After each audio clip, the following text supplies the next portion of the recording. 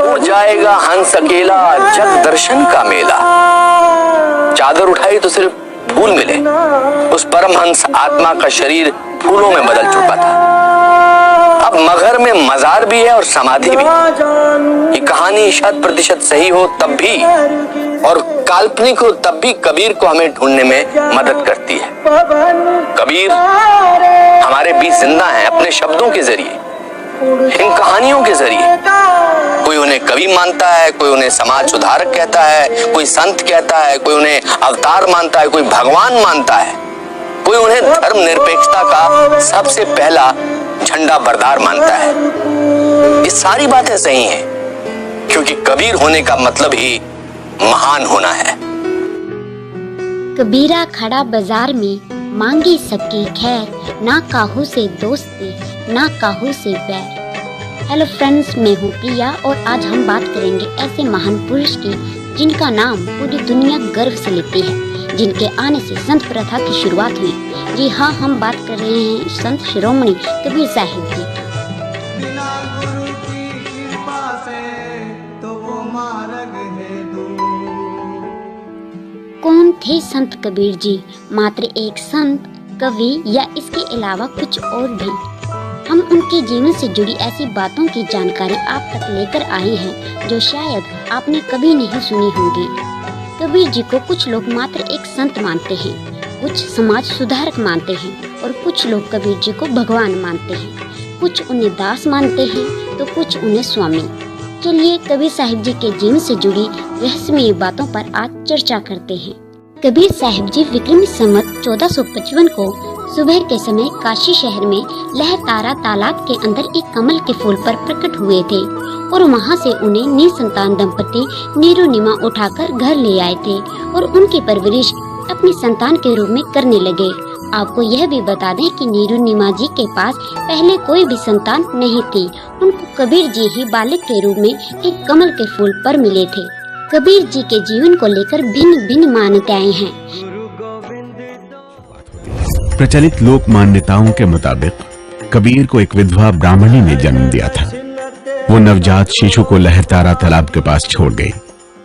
नीरू और नीमा नाम के मुसलमान जुलाहा दंपत्ति उस बालक को अपने घर उठा लाए और उन्होंने ही कबीर को पाला पोसा। कुछ कहते हैं कि वो विधवा ब्राह्मण की कोख से पैदा हुए और वो फेंक गई और उन्होंने उठा लिया। जो इंसान ने, शायद मेरा जहाँ तक ख्याल ये कहा कि वो विधवा ब्राह्मण की कोख से पैदा हुआ, तो उनको ये तो मालूम था कि विधवा ब्राह्मण की कोख से हुआ, तो उनको ये मालूम नहीं था कि वो विधवा ब्राह्मणी कौन थी। ये भी तो बता सकते थे लिखने वाले ने। लिखा लिखी में जो बात बनती है उसमें कहीं न कहीं गड़बड़ हो सकती है। कबीर पंथ की एक दूसरी धारा के मुताबिक कबीर लहरतारा तालाब में एक कमल के फूल पर बाल रूप में प्रकट हुए थे। वो अविगत अवतारी हैं। कबीर साहब इस लहरतारा तालाब में कमल पुष्प पर बाल स्वरूप में नीरू और नीमा को प्राप्त हुए थे। इसके लिए गरीब साहब की एक वाणी आती है इसके संबंध में। गगन मंडल से उतरे सतगुरु सत्य कबीर, जलज माहि पौड़न के सब पीरन के। इस विषय की सही जानकारी प्राप्त करने के लिए हमने कबीर साहिब जी की वाणियों से कुछ पड़ताल की, तो जो सामने निकल कर आया उसे सुनकर आप चौंक जाएंगे। कबीर जी ने अपनी वाणी में कहा है कि अवधु अविगत से चले आए, मेरा कोई भेद मरम नहीं पाए। ना मेरा जन्म न गर्भ बसेरा, बालक होए दिखलाए। काशी नगर जल कमल पर डेरा, ताहाँ जुलाहे को पाए। मात पिता मेरे कोई नाही, ना मेरे गृहदासी। जुल्हा का सुत आन कहाया, जगत करे मेरे हासी। कबीर जी ने अपनी वाणी में स्वयं कहा है, ना मेरा जन्म हुआ है, ना मेरे कोई माता पिता हैं और ना ही मेरी कोई दासी अर्थात पत्नी है। मुझे तो सरोवर में कमल के फूल पर जुलाहा दंपति ने पाया है, जिस कारण से दुनिया मुझ पर हंसती है। माना जाता है कि कबीर साहिब जब बालक रूप में थे तो उनकी परवरिश कुंवारी गायों के दूध से हुई थी। वैसे देखा जाए तो ऋग्वेद मंडल 9 सूक्त 1 मंत्र 9 में इस बात का प्रमाण मिलता है कि परमात्मा जब इस धरती पर आता है तो वह कुंवारी गायों का दूध पीता है।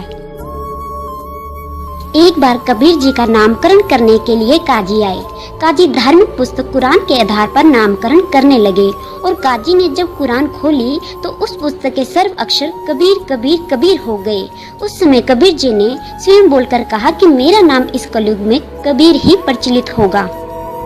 जब कुछ दिनों का बच्चा बोल उठा तो काजी डर के मारे पुस्तक वहीं छोड़कर भाग गए। 5 वर्ष की आयु में कबीर जी 104 वर्षीय स्वामी रामानंद जी के शिष्य बने और मान्यता अनुसार कबीर साहिब जी ने स्वयं स्वामी रामानंद जी को अमरलोक का मार्ग बताया तथा अमरलोक के दर्शन भी करवाए।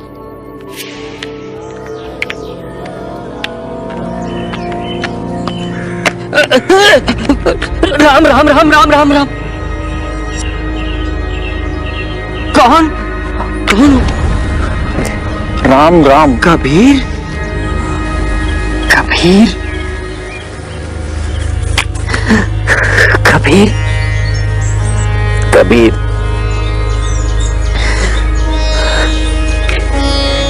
तू जीत गया, तू जीत गया कबीर। तूने मुझे अहं, अभिमान, अन्याय तथा पाप के बंधनों से मुक्त कर दिया। मैं तो अंधा हो गया था।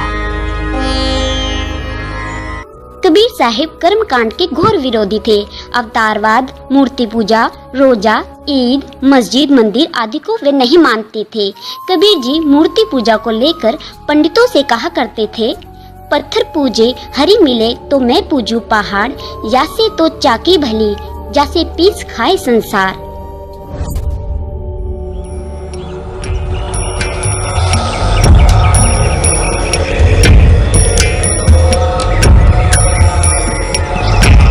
ओम गणेशूर्याय नमः।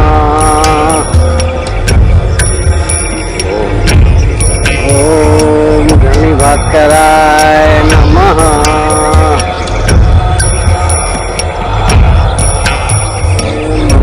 पंडित जी, ऐसे नहाए कि का लाभ, जो मन का मैल ही न जाए। यूं तो मछली जल में सदा ही पड़ी रहती है, पर धोने से का बास चली जाती है। अरे जुलाहे, तुझे क्या पता शुद्ध होना और दूरी है ना, कहीं तुम्हारी परछाई पड़ गई तो हमें दोबारा नहाना पड़ेगा।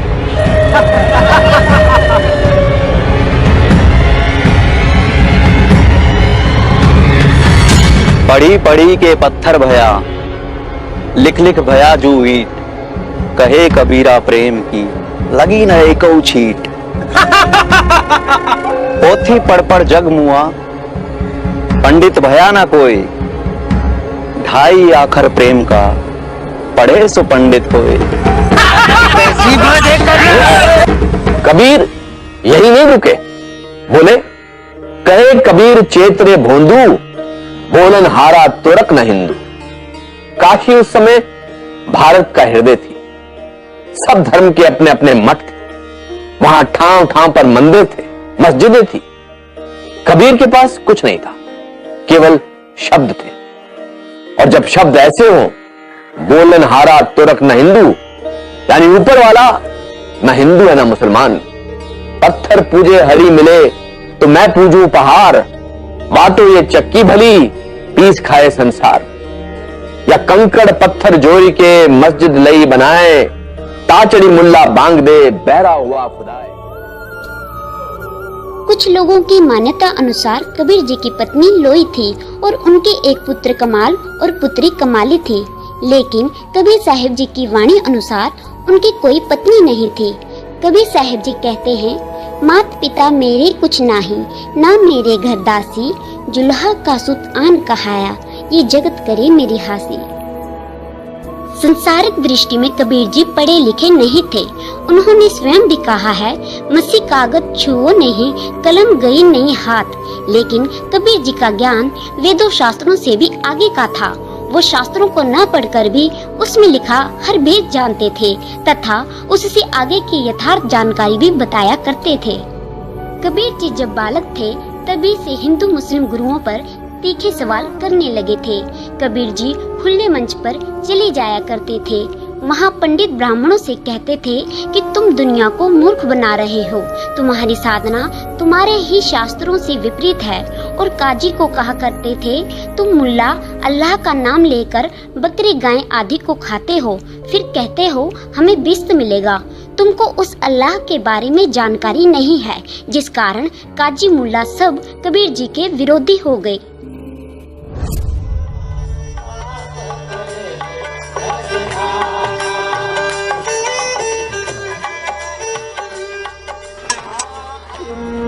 सुने हैं तुम मुसलमानों के खिलाफ लोगों को भड़का रहे हो। ये हमको भड़का नहीं रहे हैं, समझा रहे हैं। नहीं भाई, ये जुलाहा कहा था, दिन भर रोजा राहत है, रात हनत है गाय। ये तो खून व बंदगी, कैसे खुशी खुदाई। ये का हिंदू वाली बात ना हुई। तो तुमने यही कहा था। तो क्या बेकसूर जानवर का हिफाजत करना आदमी को हिंदू बना देता है?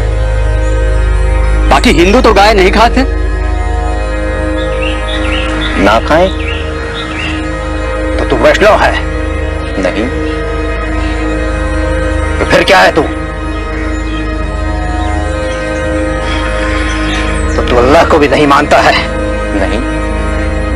फिर सुना तुम सबने, ये अपने को हिंदू कहता है, ना बौद्ध, पर मुसलमान की बुराई करता है।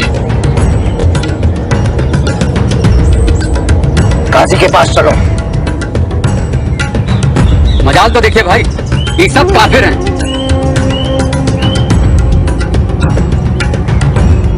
चला है, तू आंख में हाथ डाल रहा है। कैसे मुल्ला साहब? बता, तू कौन मजहब मानता है?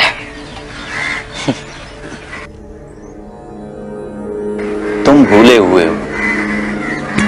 अगर भगवान ने तुम्हें अलग अलग सचमुच बनाया होता, हिंदू और मुसलमान को जन्म से अलग किया होता, तो मैं झूठा।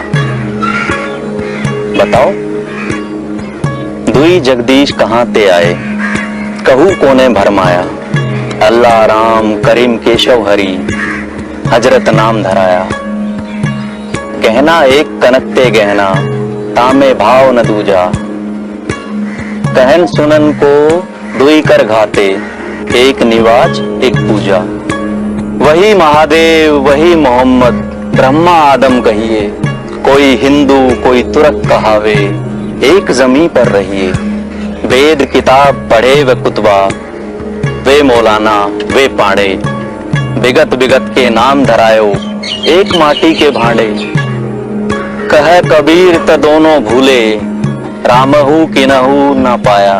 वे खसिया वे गाय कटावे, वादे जन्म गवाया। उसकी जानकारी किसी बाखबर से पूछो, वो बाखबर मैं हूँ। और हिंदुओं को कहते थे कि तुम जो साधना मूर्ति पूजा कर्म कांड करते हो, कहीं गीता जी में लिखा है? सब मौन धार लेते, परंतु सत्य स्वीकार नहीं करते। लोक लाज के कारण वो कबीर जी की बातों को झूठा साबित करने की कोशिश करते रहते। ऐसी व्यंग भरी वाणियों को सुनकर कबीर जी बाल्य अवस्था से ही हिंदू और मुसलमान धार्मिक गुरुओं की आंखों की किरकिरी बनने लगे और दुनिया वालों से कहते, ये कबीर झूठ बोल रहा है, कहीं नहीं लिखा हमारी साधना गलत है, ये झूठा और कपटी है। कबीर साहिब कहते थे, मैं झूठ नहीं बोल रहा, ये बात तुम्हारे कुरान के इस पृष्ठ पर लिखी है कि परमात्मा तो कोई और है। कबीर आज जीवित होते सौभाग्य से या संभवतः दुर्भाग्य से, तो अनेक जेलों में सड़ रहे होते, क्योंकि कबीर ने जिस तरह के सवाल उठाए, जिस तरह की गहरी चोट की, वो चोट आज तो किसी भी 10-12 लोगों की भावनाएं आहत हो जाती हैं और पुलिस कार्रवाई शुरू हो जाती है। एक बार मुसलमानों ने कबीर जी से दुखी होकर सभी मुसलमानों को इकट्ठा करके दिल्ली के बादशाह सिकंदर के पास चले गए और कहा कि ये कबीर काफिर है, हम मुसलमानों की बेइज्जती करता है। दिल्ली के राजा को भड़काया गया। राजा ने कबीर जी को राज दरबार में लाने का आदेश दिया। कबीर साहिब को सिकंदर राजा के पास लाया गया। सिकंदर राजा ने एक गाय के तलवार से 2 टुकड़े करवाए तथा कहा कि अगर तुम परमात्मा हो तो इस मृतक गाय को जीवित कर दो। उसी समय कबीर साहिब जी के हाथ स्पर्श करते ही वह गाय जीवित हो गई तथा दूध की बाल्टी भर दी और कहा कि गाय अपनी अम्मा है, इस पर छुरी न बा, गरीब दास घी दूध को सभी आत्म खाए। फिर प्रश्न यह उठता है कि अगर पत्नी नहीं थी तो पुत्र पुत्री कौन थे? कबीर पंथियों की मान्यताओं के अनुसार एक बार दिल्ली के राजा सिकंदर को जलन का भयंकर रोग हो गया। उसने सारे टूने टोटके करे, वेद को भी दिखाया, लेकिन कहीं से भी तिनके का आराम नहीं आया। तब काशी नरेश वीरदेव सिंह बघेल ने कहा कि आपका रोग निवारण कबीर साहिब के अतिरिक्त कोई भी नहीं कर सकता। सभी जगह से निराश राजा सिकंदर अंत में कबीर साहिब के पास उनकी कुटिया में रोग निवारण हेतु पहुँचे। कबीर जी वहाँ नहीं थे। कबीर साहिब के गुरु रामानंद जी उस कुटिया में बैठे थे। रामानंद जी ने राजा सिकंदर के मुसलमान होने के कारण उनके प्रति बहुत घृणा व्यक्त की, जिससे आहत होकर राजा सिकंदर ने रामानंद की गला काटकर हत्या कर दी। बाद में पश्चाताप करते हुए दोनों नरेश वहां से जाने लगे तो उन्हें कबीर साहिब रास्ते में मिले। दोनों नरेशों ने कबीर साहिब को दंडवत प्रणाम किया। कबीर साहिब के आशीर्वाद देने मात्र से सिकंदर लोदी के जलन का रोग तत्क्षण समाप्त हो गया। कबीर साहिब ने उनके आने का कारण पूछा। तब उन्होंने सभी वृत्तांत बताया तथा क्षमा याचना की। कबीर साहिब ने क्रोधित न होकर उनको मुस्कुराते हुए जवाब दिया कि कोई बात नहीं, यह तो पूर्वला संयोग था, होनी हुई सो हुई, चलो मेरे साथ। दोनों नरेश कबीर साहिब के पीछे पीछे वापस कुटिया में पहुँचे। कबीर साहिब जी ने रामानंद जी को भी जीवित कर दिया तथा कहा कि जाति तो इंसानों ने बनाई है, राम अल्लाह ईश्वर तो एक ही है संत जी। इन बातों को सुनकर रामानंद जी शर्मिंदा हुए तथा आगे से ऐसा न करने की प्रतिज्ञा की। इस करिश्मे को देखकर राजा सिकंदर लोदी उन्हें अपने साथ दिल्ली में ले गया और सभी से कहा कि ये कबीर बाखबर है, अल्लाह की जात है। इन्होंने मेरा जलन का भयंकर रोग ठीक किया और मेरे सामने रामानंद को जीवित किया। इन बातों को सुनकर सिकंदर लोदी के धार्मिक गुरु शेख तकी को ईर्ष्या होने लगी। शेख तकी ने मुसलमानों को भड़काकर कबीर जी को 52 बार अलग अलग तरीके से कष्ट दिए, मगर इस सब के बावजूद कबीर साहिब का कुछ नहीं बिगाड़ पाए। कबीर साहिब द्वारा किए विभिन्न चमत्कारों को देखकर 64 लाख कबीर जी के शिष्य हुए थे।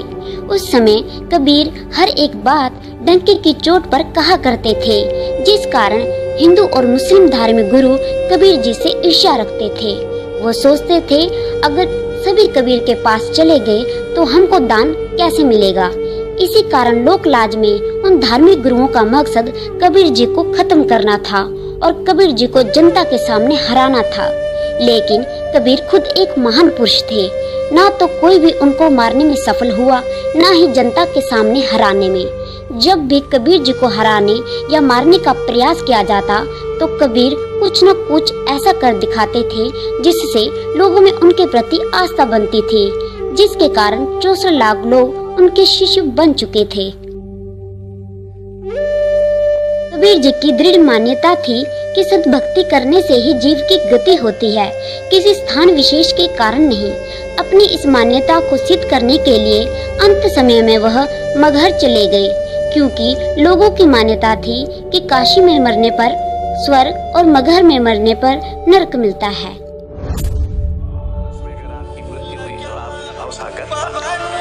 कबीर इसको नहीं मानते। कबीर कहते हैं कि मैं मगहर जाके मरूं, क्योंकि अगर मेरे क्रियाकर्म ऐसे हैं कि मुझे मुक्ति नहीं मिल सकती तो सिर्फ गंगा में नहाने से कैसे मिल जाएगी। गंगा के तट पर मेरी चिता जले, इससे मुझे मुक्ति कैसे मिल जाएगी। तो वहां भी मरते दम तक वो जो लोकप्रिय धारणाएं हैं उनको चुनौती देती है। किंवदंती है वो ये है कि जब वो उनकी मृत्यु हुई तो उनके दो संप्रदायों में झगड़ा था। मुसलमान कहते थे कि कबीर हमारे हैं और हिंदू कहते थे कि हमारे हैं, तो दोनों ने झगड़ना शुरू किया। तो कहते हैं कि वो कबीर की जो शव था उस पर चादर, और बाद सुबह जब देखा दोनों लड़ते हुए संप्रदायों ने तो वहाँ कुछ फूल थे, उनका शव नहीं था। वहाँ फूल ही मिले, वो शरीर नहीं मिला। फूल मिले तो आधा फूल को हिंदुओं ने बांट लिया, आधा फूल को मुसलमानों ने बांट लिया। एक ने समाधि बना ली, एक ने मजार बना लिया। आज भी वो वहाँ पर प्रसिद्ध है। उड़ जाएगा हंस अकेला जग दर्शन का मेला। चादर उठाई तो सिर्फ फूल मिले। उस परमहंस आत्मा का शरीर फूलों में बदल चुका था। अब मगहर में मजार भी है और समाधि भी। ये कहानी 100% सही हो तब भी और काल्पनिक हो तब भी कबीर को हमें ढूंढने में मदद करती है। कबीर हमारे बीच जिंदा हैं अपने शब्दों के जरिए, इन कहानियों के जरिए। कोई उन्हें कवि मानता है, कोई उन्हें समाज सुधारक कहता है, कोई संत कहता है, कोई उन्हें अवतार मानता है, कोई भगवान मानता है, कोई उन्हें धर्म निरपेक्षता का सबसे पहला झंडा बरदार मानता है। ये सारी बातें सही हैं, क्योंकि कबीर होने का मतलब ही महान होना है। अधिक जानकारी के लिए विजिट करें हमारी वेबसाइट www.supremegod.org।